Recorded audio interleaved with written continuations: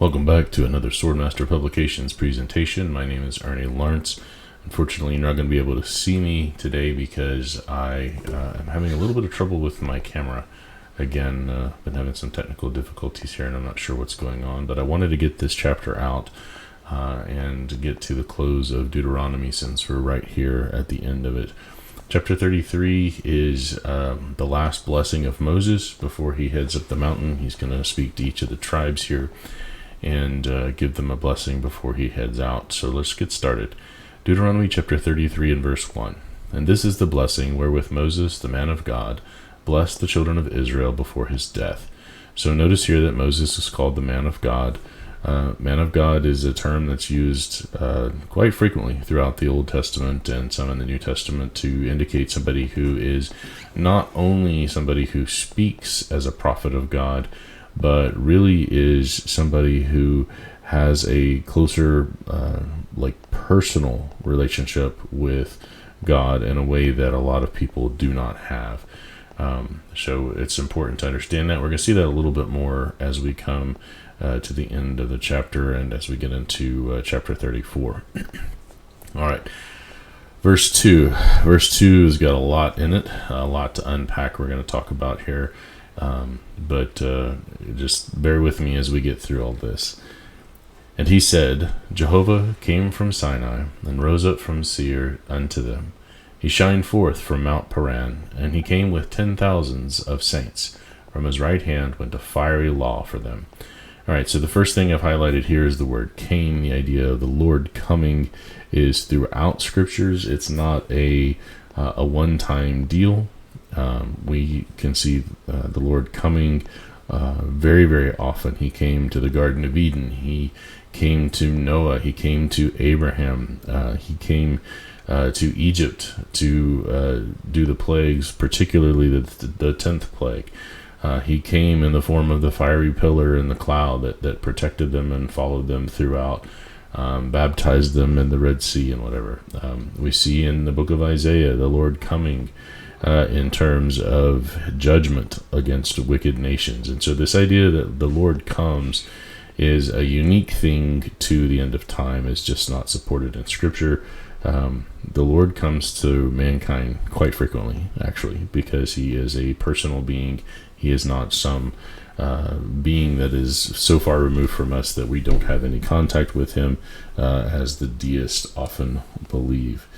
So the next thing here is that it says that Jehovah came from Sinai and rose up from Seir. This is when he was the giving of the law to Moses, the stone tablets that contained the law. Remember, Moses was up there for 40 days and 40 nights. It was not a one-time thing. It wasn't just, you often see the stones are depicted with only 10 lines or 10 commandments on them, 5 on one side and 5 on the other.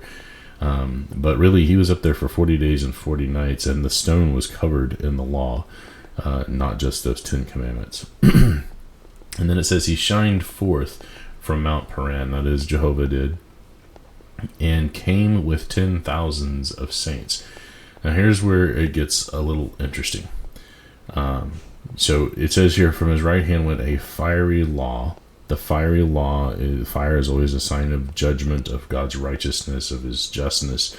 And this right hand is the idea of righteousness. Those who follow it would be on God's good side, but the fiery law would consume those who were unrighteous. And so who are these 10,000s of saints? There's a lot of people who will say that these saints represent celestial angels like Gabriel. And they're going to present some verses, which I have. You can see up here at the top. I have these selected. We're going to read through them real quick. And then I'm going to offer a counter option here that says that it isn't what they say it is, even though it does say angels in these other verses we're going to look at, but that we're not talking about angels at all in the sense of celestial beings like Gabriel. So Psalm 68 and verse 17, it says, the chariots of God are 20,000, even thousands of angels or messengers. That word malak in the Hebrew or in the Greek is agalos, represents messengers. So it says, the chariots of God are 20,000, even thousands of messengers. The the Lord is among them as in Sinai in the holy place. Well, here a lot of people read this and they understand that God has this host of angels waiting in heaven, and they're all wearing helmets and armor and have swords, and they have this huge militaristic view to them. And when we were at Sinai, these angels were all about, and they were ready to fight some kind of fight, I guess. But that's not necessarily what this talks about. The idea here is messengers. Look at Acts chapter 7 and verse 57. Here you have, I'm sorry, not 57, 53. You have Stephen is basically giving the Old Testament in a nutshell, and he's preaching to these Jews here, and they're not happy about it. But he says in verse 53, who have received the law. Who is that? That's the law of Moses, by the disposition of angels, and have not kept it. And a lot of people read that and they say, wow, it was angels, it was these celestial beings that were the ones that delivered the law. Well, no, it wasn't. We read in the book of Exodus that it was actually God and Moses speaking face to face. Moses didn't get the law from a secondary middleman like Gabriel. Moses was the angel. He was the messenger from God that God sent to the people. And so we have received, Stephen is saying here, we have received, or the Jews have received the law by the disposition, or by the way that these messengers viewed God and obeyed God and did what God wanted them to do. Because they obeyed God's command, these messengers then faithfully delivered God's law to mankind. And then, of course, the Jews didn't keep it. Galatians 3. It says, let's see here, where's it at? I should have highlighted this here. Well,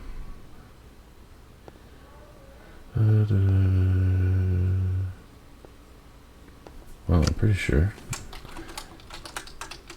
Yeah, 19. Okay, here we go. I just didn't go down far enough. You can see my computer's kind of lagging here a little bit. All right, so he's talking again about the Old Testament. He's talking about how Abraham was given the promise of Christ as the seed, not seeds, and talking about the covenant being confirmed for 430 years from Abraham to the coming out of Egypt 430 years later. Not that they were in Egypt for 430 years, but that they were in Egypt for part of that 430 years, going all the way back to Abraham for the full amount of time. All right, so look here in Galatians 3 and verse 19. It says, wherefore then serves the law? It was added because of transgressions, till the seed, that is Christ. He's talking about how the seed that was promised to Abraham was singular in nature, and that's Jesus, should come, whom the promise was made. Of course, we know that the whole purpose of Israel was as a vehicle to fulfill the promise to Abraham, and so that was the promise that they were given. And it was ordained, that is set in order, by angels, that is the word messenger, just like Moses was, just like Joshua was, just like all the prophets were, in the hand of a mediator. All right, so this idea of the mediator ultimately is Christ, and understand that Jesus has always been, God the Son has always been the mediator between God and man. Who was God walking in the Garden of Eden? That was Jesus. Who was the rock that followed them as a cloud and as a pillar of fire? That was God the Son.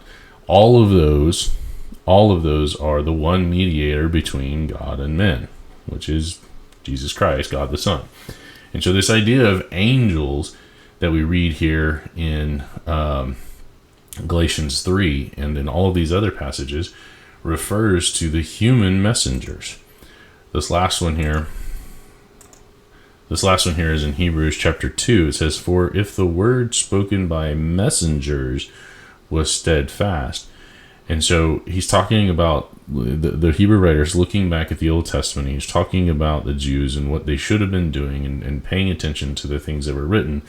More so how they should be listening to Jesus, because Jesus is who the Old Testament points to. So, for if the word spoken by messengers, that is the Old Testament, was steadfast, that is sure, that is unshakable, that is true, and every transgression and disobedience received a just recompense of reward, how shall we escape if we neglect so great a salvation? So in other words, the messengers that delivered the law, they received the just recompense. They received what the law called for. And then it says, how shall we escape if the law demands our death, if the law demands that we be put to death for sin, then how can we escape that judgment if we neglect the salvation that is in Christ Jesus? That's the point here. But again, these verses that talk about spoken by messengers, that word should be translated, not transliterated. It should not ever be translated as angels. And I think there's a whole bunch of bad ideas and kind of mythology that has surrounded the biblical narrative, because people transliterated the word agalos into angels rather than translating it into messengers. So anyway, we're going to get back to the text here. So I'm gonna show you that these saints here, which even the word saints is not the word malak. It's not messengers.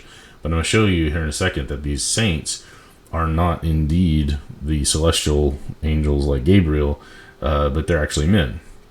And so it says, yea, he loved the people, all his saints are in thy hand. Who are these holy ones? I think the Hebrew word here is koder. It starts with a Q in the Hebrew or the English writing of the Hebrew letters. It says, all of his purified ones are in his hand. They sat down at thy feet. Every one shall receive thy words. So these saints, that's the same word in verse 2. These are faithful people. These are the ones that followed after God. So what are we talking about here with this came with 10,000 saints from Mount Sinai, essentially, with the law? Well, these are the Levites. These are the when Moses came down and he saw the golden calf, there were people who had not gone after the worship of this golden calf. In fact, they went through and they helped destroy all the ringleaders. These were the Levites. Go back and read Exodus. And I think it's chapter 17. Go back and read that chapter and see what happened during that time. The holy ones are the ones that sided with Moses and did what they were supposed to do. And then it says, they sat down at your feet, and every one shall receive of thy words. That's what the Levites did. They understood, they received the word, and then they were supposed to disseminate that to everybody else. That was a whole job of the Levitical tribe. Every bit of it, the priesthood and all the people surrounding them that supported them, that is the apparatus that God set in place, was the priesthood. Note that it's not the rabbis, it's not the rabbinical tradition from any tribe. It was the job of the Levites to do that. And so anyway, that's what that means there. It's not angels, it's the faithful men, the messengers that God sent out that were men. And then verse 4, Moses, who was of the tribe of Levi, commanded us a law, even the inheritance of the congregation of Jacob. What is the inheritance? The inheritance of the congregation of Jacob is the law. It's the law of Moses. That was what God gave them as part of this whole promise. He gave them the promised land, sure, but he gave them a theocracy. He gave them a law that was both their spiritual guide and their civil law. And because they had this, they would be maintained as a nation for 1,500 years until that promise to Abraham was fulfilled in Christ. And then look at this, talking about Moses, and he was king in Jeshurun. King, this idea is not in the formal sense, because we don't have a formal king over Israel until Saul in 1 Samuel. I believe it's chapter 8. But Moses was king in that he was the primary leader. Moses was more of a shepherd, more of a a guide, but he is called a king. And remember, Moses is a type of Christ. Moses points forward to Christ. And so as the great shepherd of the Israelite nation, as the king of the Israelite nation, the first king, if you will, then you have this type pointing to Christ, very, very strongly a shadow of the Christ that was to come. It says, when the heads of the people and the tribes of Israel were gathered together. So he led them all the way through this, up to this point in time to when they were ready to cross into the promised land. All right, now Moses is going to give this blessing to these. Now, I study the King James a lot. I'm not King James only, but I study the King James a lot just because that's what I grew up with. That's what I'm familiar with. And there's a lot of good in the King James translation, but it is not perfect, and this is one of those places, and I'll explain here in a second. So the first thing he says is, let Reuben live and not die. So Reuben was kind of cursed as a tribe. They started off with really, really big numbers, but because of some things that Reuben the man did, his tribe was one that was they were not going to prosper very well, and so Moses is kind of doing the Sleeping Beauty thing, where a curse is given to them, but he's kind of asking God, he's intervening with God. He's saying, God, I know that Reuben messed up, but don't let him die completely, and spare them. And then he says, and let not his men be few. Now, I highlighted the word "not" here because this whole sentence here is problematic. First of all, and when I first did this study and prepared for it, was last night, so I forgot to pull this back up. So let me do this because it's important to see this here. So when you get to this sentence, let Reuben live and not die, and let not, you can see the word "not" here is italicized, which means it was added. It's not in the original. In fact, you can go down here and you open up the tools and it has all of the Hebrew words, but the word "not" has nothing because it was added. Somebody was trying to help God by adding that word, but this is the same thing that Satan did, right? He added a word that negated it, made it say something the actual opposite of what is actually said. So Moses is saying, and let his men be few. But here's the other problem. If you look at this and you look at the list, you're going to notice that somebody's missing here. Simeon is not listed. There's no Simeon in any of this, but you have all the rest of them. Okay, you can go all the way down, and in fact, you can do this. Simeon is not in the text because right after Reuben, Simeon, who's often listed right after Reuben. In fact, I can do that as well. Oops.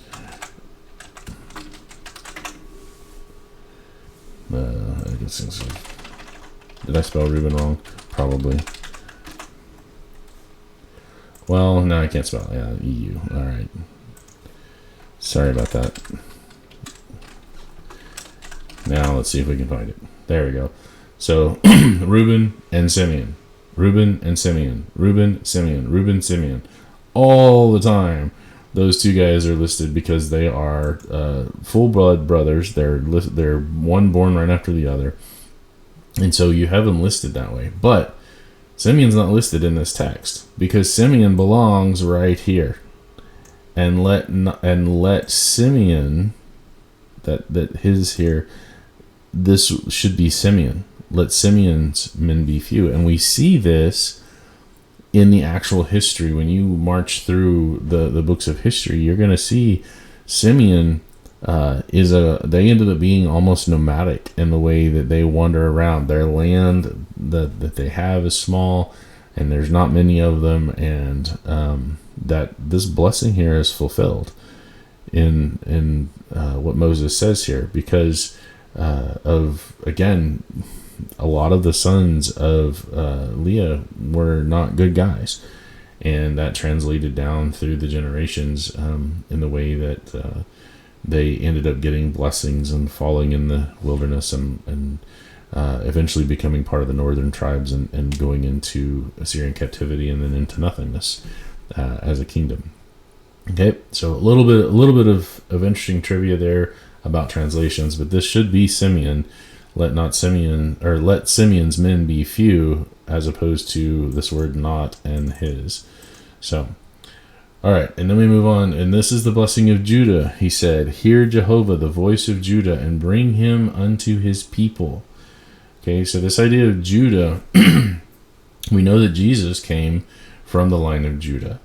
And then bring him unto his people, I think that's a reference to Christ. We're seeing here a prophecy of Jesus himself, of God the Son, coming through Judah, bring him unto his people. And then let his hands be sufficient for him, be thou a help to him from his enemies. I think we're back to a more generic blessing of the tribe. The idea of Judah was very self-sufficient. It was a very powerful tribe. For a very long time. David came from there, Solomon came from there, and of course Jesus came from there. And Judah was one of the surviving tribes, one of the 3 tribes that survived until the time of the Messiah. In fact, so much so that the southern kingdom came to be called the kingdom of Judah, even though Benjamin and Levi were part of that. And so you have this kind of really powerful blessing that Judah gets over and over and over again, and here it is iterated by Moses. And then the next oddity in this list, because normally when we list the 12 tribes, Joseph gets half tribes of Manasseh and Ephraim, but we don't list Levi because Levi was not part of the land promise. But that's not how this list is dealt with. This list is dealt with as the blessing to the tribes as they are, not based on the land promise. And so it says, "And of Levi he said, Let thy Thummim and thy Urim be with thy Holy One." I believe that's the high priest, "whom thou didst prove at Massah, and with whom thou didst strive at the waters of Meribah." So this idea is the Levi's, the Levitical tribe, the priesthood would remain with them for the entire time that they were to be as a nation until Christ came into the world. This idea of thy Holy One is the high priest or the leader, and then look at what happened. We have Massah and Meribah. You have the waters of Massah and Meribah is 17. Sorry, that's what Exodus 17 was. I think 32 is the one where they had the golden calf. So I got those 2 backwards since last night. But anyway, the waters of Massah or Meribah, Moses was told to strike the rock there, and this is Moses did good. Moses did what he was told there. But Massah and Meribah is where the Israelites first started whining about water, and they were leaving Egypt. They were not yet in. Remember, that was that first year from Egypt to Sinai. That was that first year of them traveling and leaving Egypt, not part of the 40 years of wandering. And so they got whiny, essentially. And so the proving and the striving at Meribah is what happened. But Levi is the tribe of guidance. It's the tribe of the priests who would lead them in the right way. And so that's this blessing here is, don't let the Thummim and the Urim, don't let the priesthood depart from Levi until their purpose is fulfilled, which is when Christ comes. And then said, "Who said unto his father and to his mother, I have not seen him, neither did he acknowledge his brethren, nor knew his own children, for they have observed the word and kept thy covenant." Now again, as I said, Levi is the priesthood, and part of that being the priesthood is that they would fulfill their duties as their first priority above even their family. And remember, family is very important to the Israelites. The idea that you are of a tribe, you are of a family, that your land is in your family's name, all of that is incredibly important. The genetic heritage was extremely important to them. But to the Levites, who said unto his father and to his mother, I have not seen them? That's how important this is echoed in the New Testament when Jesus says, if you do not hate your mother or father or brother or sister, or if you love those more than you love me, you're not worthy of me. It's setting a priority here. And so that's not a new thing when Jesus says it. It's right here, and it's talking about the Levitical priesthood, who were the types pointing to the New Testament antitype of the priesthood of believers. Everybody who's a Christian is a priest. And so the same should be said true of us. How many people do we hear that you preach the gospel to, and then they say, well, my granny was not a member of the church. My granny was not, this or that or whatever. Are you saying that my granny is lost or whatever? And they'll bring up some emotional argument. And the correct response is, well, who do you love more, your granny or Jesus? Right now, if your granny is in the afterlife, what do you think your granny would say to you? Go to Luke 16. What did the rich man say? Well, I want my brothers to love me. I want them to come join me. I want them to be with me. No, he said, I want to go and preach them the truth so they don't end up where I'm at. And so that's what this is talking about. The Levites would be responsible for their priestly duties above and beyond anything related to their physical family. And we see this in Leviticus 10, when Nadab and Abihu are killed for adding to God's word. And Moses told Aaron and his remaining two sons, do not rend your clothes, because they were in the priestly robes. He says, don't do that. Don't tear your clothes, because that was their normal custom, was to rend their clothes when they were sad, when they were in mourning. But he's like, your priest clothes, your priest job is more important than you mourning for your children. And so there was a whole big thing about that through the whole chapter. And so they didn't acknowledge their brethren or their own children because their priestly duty. And that doesn't mean they neglected them. It just means that this is speaking in hyperbole here. But the idea is that God is infinitely more important than your family, and you cannot put your family before God.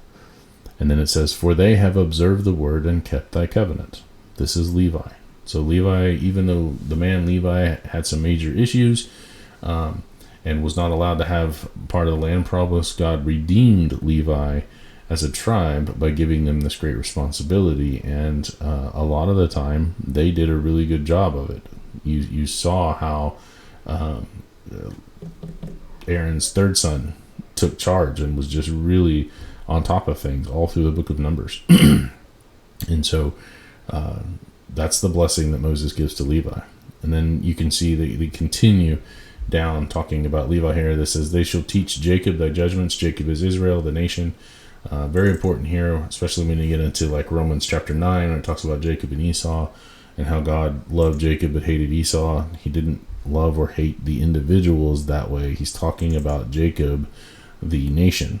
They shall teach Jacob thy judgments, and Israel thy law. Jacob and Israel are the same name for the same nation, because they were the name for the same man. They shall put incense before thee, and the whole burnt sacrifice upon thine altar. Bless Jehovah, his substance, and accept the work of his hands. Smite through the loins of them that rise against him, and of them that hate him, that they rise not again. And so this was the duty of the priest, and we saw this.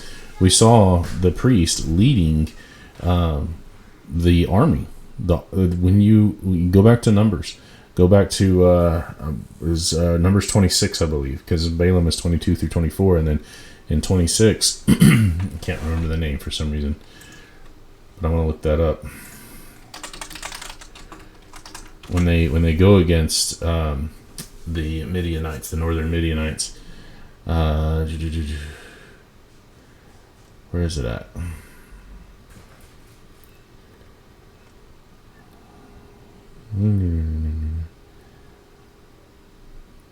Well, Eleazar, right there in verse 1, and I skipped right over it. So Eleazar does that. He's the one that he basically finds, after Balaam tells the the Moabites and the others, hey, if you really want to get under Israel and get them to where God is not happy with them anymore, you seduce them. You get them to worship false gods through sex and all that. And Eleazar walks in on a guy and a Moabite woman, and he runs a spear through him. And he's the one that leads the battle where they didn't lose a single soldier. And, when you get into Jericho, what were the priests supposed to do? The priests led in battle. And so there's this whole thing. They were warrior priests. They were not these homebodies that sat at home at the temple while everybody else went out to fight God's battles. They were at the forefront. They carried the Ark of the Covenant. Like these guys were some pretty intense guys, and so that's what Moses is talking about here. That they would do God's will, and they would smite the enemies directly. That was not a metaphor. That was directly. They would be going in battle for God. All right, then he gets to Benjamin,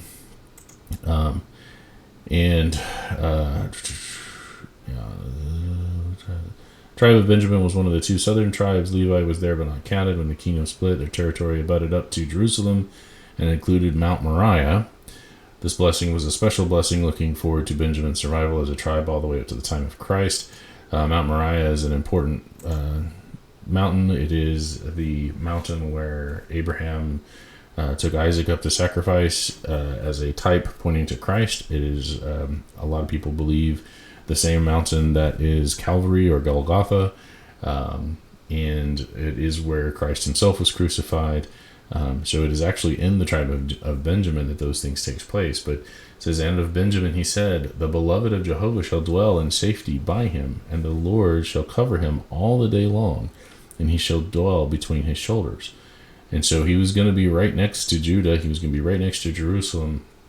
And when everything else was falling apart for Israel, Judah and Benjamin would be the ones that would survive. And Benjamin would be right there. So he's blessed to survive all the way up until the time of Christ. And then look here. We know that this is a different kind of list because it says, and of Joseph, he said. Normally when we're listing the tribes related to the land promise, we list the Manasseh and Ephraim.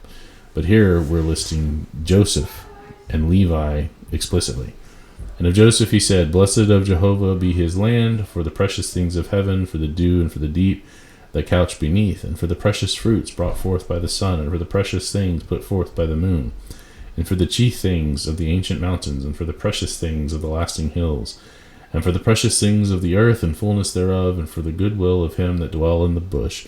Let the blessing come upon the head of Joseph, and upon the top of the head of him that was separated from his brethren. His glory is like the firstling of his bullock, and his horns are like the horns of unicorns. With them he shall push the people together to the ends of the earth, and they are 10,000s of Ephraim, and they are the thousands of Manasseh. So this blessing looks at the physical blessing. There's a real big focus here on the physical blessings of these two tribes. If you look at their land, they got a big chunk of land because there was not an even distribution of the land. But Ephraim and Manasseh got a big chunk, and Joseph, as a son, his tribe is, of course, the two half-tribes. And so he's getting essentially a double portion because of what Joseph the man did on behalf of God. And so you have all of these blessings of bounty and fullness and wonder and the things that God was going to provide for the kingdom of Israel. But then look here, it says, and the 10,000s. Again, that word thousand, you go back up to verse 2, 10,000. 10 is the number of completion. That's not a literal number there. That 10,000 is 10 is completion, and thousands is the biggest number, the biggest designation of words that they had at the time. And so it just means all of them. There's a whole bunch of them. And so when we talk about the 10,000s of Ephraim, we're talking about these guys are huge. In fact, so huge that Ephraim becomes the king or the leader of the northern tribe when they split, because he's just so powerful. Just like Judah was the southern tribe, because Judah was far bigger than Benjamin and Levi, and of course Levi didn't have land promise. And so this 10,000s is just a way of describing that there is a whole lot of people that will be part of Ephraim. And then thousands, there's still going to be a lot of people that are part of Manasseh. They definitely had a lot of land and a lot of people, but they would not be as prominent as Ephraim. And so that's what those two words, or those two phrases there, deal with. And of Zebulun he said, Rejoice, Zebulun, in thy going out, and Issachar in thy tents. They shall call the people unto the mountain. There they shall offer sacrifices of righteousness, for they shall suck of the abundance of the seas and of the treasures hid in the sand. Zebulun and Issachar were both over by the Mediterranean Sea. They traded with the Phoenicians, with Tyre and Sidon, and they had a great bounty related to more of the oceanic travel, traveling the Mediterranean Sea, and that's where their bounty was, is in the fishing and in the things that you could get from the sea, and for the trade routes that they had across the water. So that's where Zebulun and Issachar were located, and that's why their blessing is what it is. All right, and then we get to Gad. And of Gad he said, Blessed be he that enlargeth Gad. He dwells as a lion and tears the arm with the crown of the head. Remember, Gad was the... well, let's read the next verse. And he provided the first part for himself, because there in a portion of the lawgiver was he seated, and he came with the heads of the people. He executed the justice of Jehovah and his judgments with Israel. So Gad was the nation, one of the two, including half of the half tribe of Manasseh, who said, we want land on this side. We like the land over here. And Moses said, Are you going to let your fellow tribes go into battle? And everybody fought and defeated Og and the Moabites and stuff, and you're just gonna sit here and do nothing? And they said, no, we want this land, but we will lead the battle. We will go first until all of the promised land is captured. And Moses was like, okay, deal. And so that's what this is talking about, because Gad got the first part. He got the first land right there in the land of Moab. All the families were settled, and all of their flocks and herds and all of that got settled in before they ever crossed the Jordan. But then the men of Gad lead. They go in and they fought for their brethren, the rest of the tribes of Israel. And so that's what these two verses are talking about. And it says, Blessed be he that enlarges Gad. Anybody that trades with Gad is going to be blessed, because Gad is blessed for them being brave and courageous and doing executing the justice of Jehovah. So there's a huge blessing there. And then it says, And of Dan he said, Dan is a lion's whelp. He shall leap from Bashan. Dan was not a very large tribe. That's this idea of the whelp. But the symbol of lion is the idea of leaders. And Dan was, even though small, had a lot of leadership. You'll see some things in the books of history where the tribe of Dan steps up. And then this idea of leap from Bashan. Bashan was, you'll see the cows or the oxen of Bashan talked about from time to time. It was, they were going to leap, or they were going to spring up, or they were going to really gain a lot of wealth from this land of Bashan because of their cattle industry. So that was their blessing, another one of those physical blessings. And it says, Of Naphtali, he said, O Naphtali, satisfied with favor and full with the blessing of Jehovah, possess you the west and the south. And so that's where Naphtali was at. They would be kind of a buffer and a trade between Egypt and the other nations in that direction. And then of Asher he said, Let Asher be blessed with children, let him be acceptable to his brethren, and let him dip his foot in oil. So Asher is kind of in the same area and was blessed with children, had a lot of people, but were their big thing is the luxury trade. That's where the blessing comes for them, is the luxury trade, particularly olive oil. And that's what this dip his foot in oil is relating to, is the idea of they would create the oil by putting them in these big tubs, and then people would clean their feet and then walk around squishing everything, and the oil would run out. And that's how they made the luxury goods. That's how they made the oil. says, thy shoes shall be iron and brass, and as thy days, so shall thy strength be. So here, as they would endure, they would have their industries would remain. They would not grow weary, kind of like how God preserved their clothing through the wilderness. Here it's talking about their clothing more in terms of their industry and their economics. So they would be lasting. Their days would be lasting, and their strength would be lasting as Asher. And that's it. That's the blessing.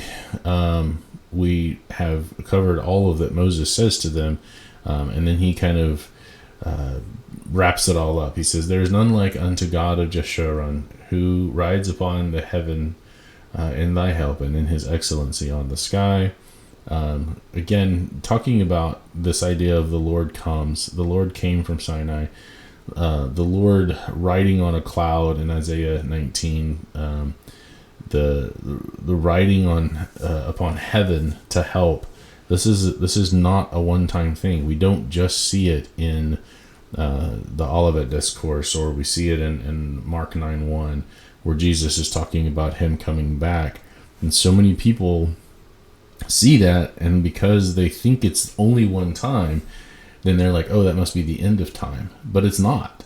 It's God constantly coming to provide help and protection and to conquer the enemies of his chosen people. And so he's riding upon the heaven, he's riding in the sky, he's riding in the clouds to provide that protection and constant providence. And so when Jesus talks about coming in the clouds, he's talking about coming to protect his bride from their number one enemy, which is the Jews. And if you read through the Old Testament like we're doing, and you see this over and over and over again, it becomes easier to accept that that's what Jesus is talking about. He's not necessarily talking about the end of time. Now, there are a couple places that he does that, 1 Thessalonians 4 and 1 Corinthians 15. But for the most part, when you see that, you have to understand it in terms of the Old Testament. And this is the way the Old Testament frames it. It was God helping, providing, and protecting his chosen people. Verse 27, the eternal God is your refuge, and underneath are the everlasting arms, and he shall thrust out the enemy from before you, and shall say, destroy them. So this is the promised land. They were going to go in, and God was going to go with them. He was going to protect them and provide for them. And he would thrust out the enemy. That means they would be kicked out of the land and destroy them. That idea there of destroying them would be to destroy the structure, destroy the economy, destroy the nationhood, not necessarily the destruction of every individual. The thrusting out of them means that a lot of them would be forced to leave the land. But God brings an end to these nations one way or the other because they're wicked. They're wicked people. The adults throughout these nations are choosing to rebel against God in a horrible way, and they're murdering their own children, as we saw in chapter 32.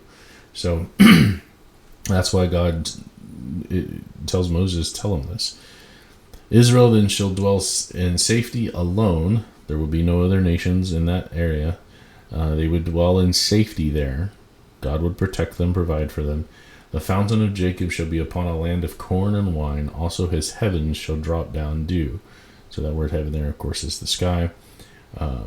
And they would be provided for. Everything that they could possibly want would be provided for once they went in and conquered, with God leading them to conquer them. And then verse 29, happy are you, O Israel, who is like unto you, a people saved by Jehovah. I want to talk about that. First of all, who is like unto them? Who else did God choose out of the world to fulfill the promise to Abraham, to bring that blessing to the entire world through this nation? Nobody else was like that. God did not choose any other nation, other physical nation, to have this particular blessing. And then it says, O people saved by Jehovah. Where were they saved from? They were saved from Egypt, from bondage. How were they saved? By crossing the Red Sea, surrounded by water on all sides. How were they Or when were they saved? When they came up out of the water on the other side, and the wicked people chasing them were destroyed, as the water destroys the wicked, just like it did in the flood. And then continuing that, the shield of thy help, and who is the sword of thy excellency, is 40 years of wandering, dealing with all these other nations, until they arrived at this point. God was protecting them and fighting the battles that they had to fight, and preserving them through that wilderness, and then on into the promised land, when they would go in and conquer their enemies there. It says, and thy enemies shall be found liars unto you. The enemies that they would face, that they would continue to face, God is going to protect them and provide for them. And we see this. We see this in men like Sennacherib, who came and blasphemed God at the gates of Jerusalem, saying, God is a fake God, and I've conquered all these other lands with all these other gods, and what is Jehovah going to do to protect you? And you should give up, because God can do nothing to protect you. Jehovah God is no God, and he can't protect you. Well, he's a liar. And what happened? God sent an actual angel, a celestial angel, and slew one angel. He didn't need 10,000. He didn't need 1,000. One angel slew 185,000 of Sennacherib's men in one night, because Sennacherib was blaspheming God and was a liar. And then you shall tread upon their high places. The idea of treading here is not just that they would walk there, but that they would tread down, that they would, like when you walk through grass back and forth, you kind of create a path, and that grass doesn't grow there because you walk on it so often that it crushes it and it destroys it, and the grass just doesn't grow there anymore. So you shall tread upon their high places. Interestingly enough, this is what happens in the book of Revelation when it talks about the destruction of the temple, that the Gentiles would tread upon the temple and destroy it. And that's exactly what happened. And it would not grow back there. And that's exactly what we see happen in history. So this is the last words of Moses, the last things that he says. He's given this address to the Israelites as he is about to walk up the mountain, which we'll see in the next chapter here. But this is the last thing that Moses says, and it is a blessing to Israel. A lot of it is physical blessing. A little bit of it points to the first century, or carries them through the next 1,500 years to the first century, when Jesus would come and would save the world. So thank you for joining me. I'm sorry I didn't have the video up. I'll continue working on that, trying to get that fixed. But I do want to keep going here with these lessons and these studies. And as always, I appreciate your comments. Feel free to leave any questions that you have in the comments or social media or wherever. Always look forward to those. So anyway, this is Deuteronomy chapter 33. My name is Ernie Lawrence, and this has been another Swordmaster Publications presentation. We'll see you guys next time.